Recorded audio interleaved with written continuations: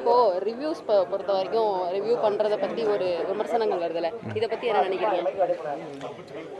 இல்லை, ரிவ்யூஸ்ன்றது காலங்காலமாக இருக்க தான் செய்யுது. ஆக்சுவலாக ஒரு மீடியம் மாறும்போது பேப்பரில் இருந்துச்சு முன்னாடி, திரை விமர்சனம் போடுவோம்.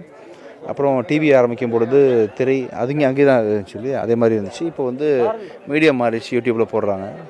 அவங்க வாய்க்கு வரதுக்கு போடுறாங்க, அது அவங்களுக்கு உரிமை தானே. இப்போ வேல்ஸ் ப்ராஜெக்ட் எப்போ ஆரம்பிக்க போகுது தெரியலையே, இந்த கான்ட்ரவர்சி இன்னும் கேட்கவே இல்லையே. நீங்கள் இன்னும் வரல சார்.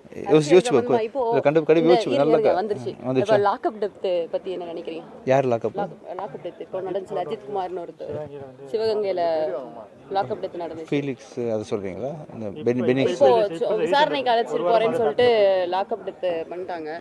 ஸோ கிட்டத்தட்ட ஒரு 24க்கு மேலே இந்த மாதிரி கேஸ் போயிட்டு இருக்கு தொடர்ந்து. அந்த மாதிரி சொல்லிட்டு அதை பற்றி என்ன நினைக்கிறீங்க லாக்அப் டெப்த் பற்றி? இல்லை, நிறைய இப்போ போன இந்த சுவாதி கொலை வழக்கில் கூட லாக்அப் டெத் ஆச்சு இல்லையா ஆக்சுவலாக. ஸோ அது மாதிரி அப்பப்போ நடக்க தான் செய்யுது. அப்போ என்னென்னு தெரியாது. இப்போ விசாரணையில் இருக்குங்களா ஆக்சுவலாக? அது இன்னும் விசாரணையில் வந்து இப்போ அவங்களே சொல்லிடுவாங்களே தீர்ப்பு என்னன்னு சொல்லிட்டு. என்ன சொல்லிட்டு இருக்காங்க இப்போது? ட்ரெண்ட் ஆகுது தெரியும். என்ன சொல்கிறாங்கன்னு கேட்குறேன் அவங்ககிட்ட. எனக்கு உங்களுக்கே பதில் தெரியும். நீங்களே சொல்லிடுங்க மக்களை பார்த்து. வாங்க, நீங்கள் சொல்லிடுங்கப்பா. உங்களுக்கே தெரியுச்சு, நல்லா பேசுகிறீங்க. வாங்க, யாருன்னு உங்கள் முகத்தை காட்டுங்க. இல்லை, நீங்கள் என்ன சொல்கிறீங்க? ஏதாவது சொல்லுங்களேன்ப்பா. இல்லை சொல்லுங்களேன் ஏதாவது. அதான் ஆக்சுவலாக லாக்அப்பில் வந்து நேர்மையாக ஒரு விசாரணையை மேற்கொள்ளும் பொழுது சம்டைம்ஸ் வந்து இந்த மாதிரி ஏதாவது ஆயிடுது. எதாச்சியாக கூட அது நடந்திருக்கலாம். இல்லைனா வந்து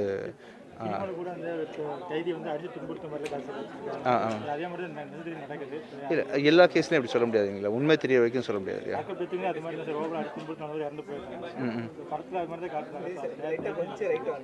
இல்லை, அது இந்த கேஸில் எப்படின்னு தெரியல. இப்போ தான் நடந்திருக்கு. போலீஸ் வந்து என்கொயரி பண்ணிட்டு இருக்காங்க, நீதிமன்றம் தரையிட்டு இருக்காங்க. கண்டிப்பாக அதுக்கான உண்மையும் மீதியும் கிடைக்கும் அப்படின்னு நம்புகிறேன் நான். என்னன்னு தெரியாமல் நம்ம வந்து கமெண்ட் பண்ண முடியாது இல்லையா. நீங்கள் என்ன நினைக்கிறீங்க?